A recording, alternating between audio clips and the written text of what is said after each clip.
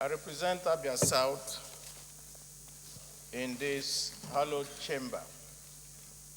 Mr. President, I need to thank you first by ensuring and making sure that you worked with us to put security topmost today, and that we're going to do everything that we can, each and every one of us, to discuss this problem. When I was coming, Mr. President, this morning, I saw the newspaper headline of this day. Mr. President, Commander-in-Chief, expresses shock at the level of violent crime. In other words, Mr. President was expressing surprise. But in accordance to our rule 5313, I will not go into that, but I will only say, Mr. President, in pidgin English, this surprise surprised me.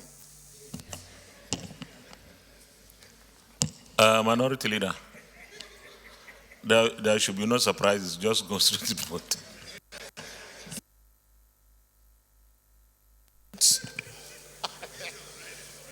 You have told us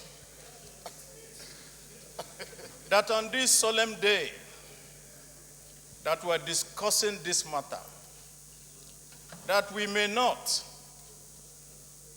at any point be partisan. And I want to tell you, Mr. President, if you didn't insist that we will not be partisan, I would have called out the presidential spokesman, Femi Adesina, who, when the CAN leaders complained about the killing of a priest, he turned around and said that the CAN was acting like a political party. Now that we are talking about it here, let me hear him say that all of us are acting like a political party when somebody is complaining about these incessant deaths in this country. Mr. President, because we have to get to the root of this matter, I can only say one thing. Those who live by propaganda will die by propaganda. Minority Leader, I really don't like what I'm doing, but I'm forced to. The issue before us and what concerns every single Nigerian today is the insecurity that is so pervasive. So I will still urge you that please, let's contribute in such a manner that we're able to get solutions. I'm not saying you cannot say what you want to say, but let's get solutions. What is the way forward? Because we need to take very urgent and immediate decisions and get across to the other side. So you may continue. In fact, you have 2 more minutes. No, you can still. Anyway, this is a minority leader. So there is a discount for him. Go ahead, minority leader. Mr. President, we are very serious here. This is a matter of life and death. And I was building up to something. And I will say what I was building up to very simply. Boko Haram has been defeated. Nigeria is now safer.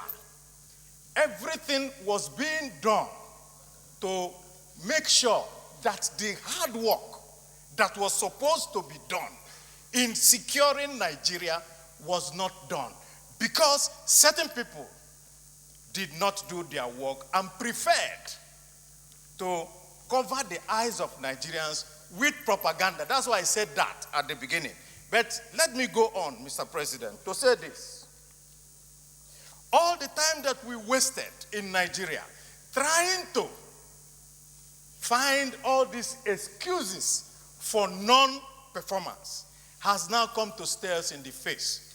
Reality is no respecter of persons. And it is the reality that we are facing now. Senator Sani Musa shouting every day that his people were being killed in Niger.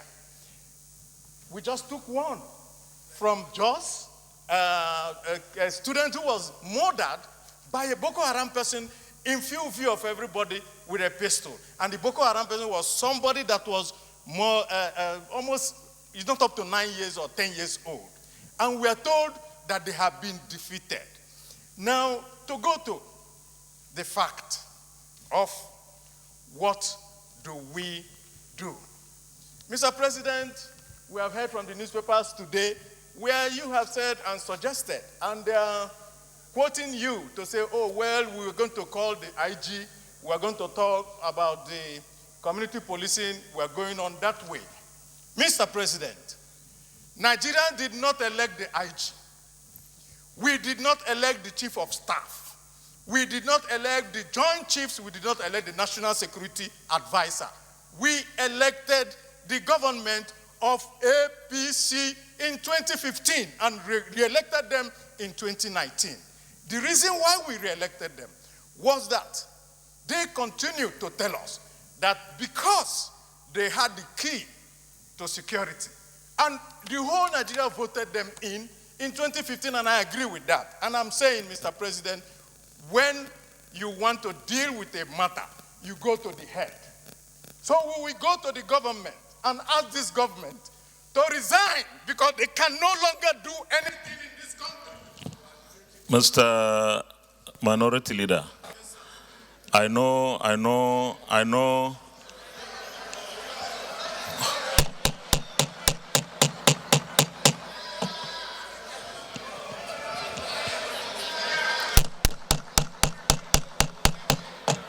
Okay.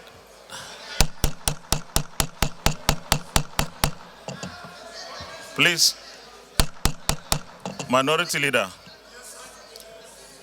let me remind you once again that Nigerians voted for APC in 2015, and because they saw improvement in their lives, they voted APC again in 2019. I don't want us to be partisan, and I will advise against hate speech in this chamber.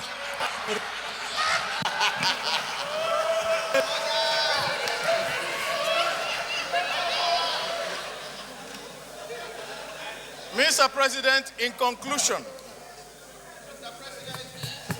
Mr. President, in conclusion,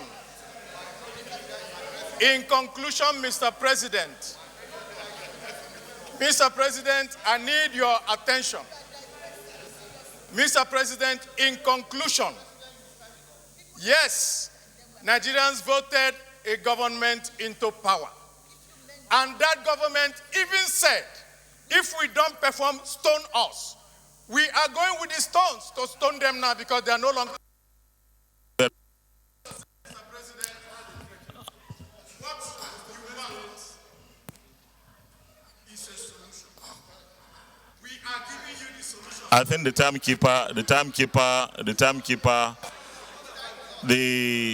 minority leader,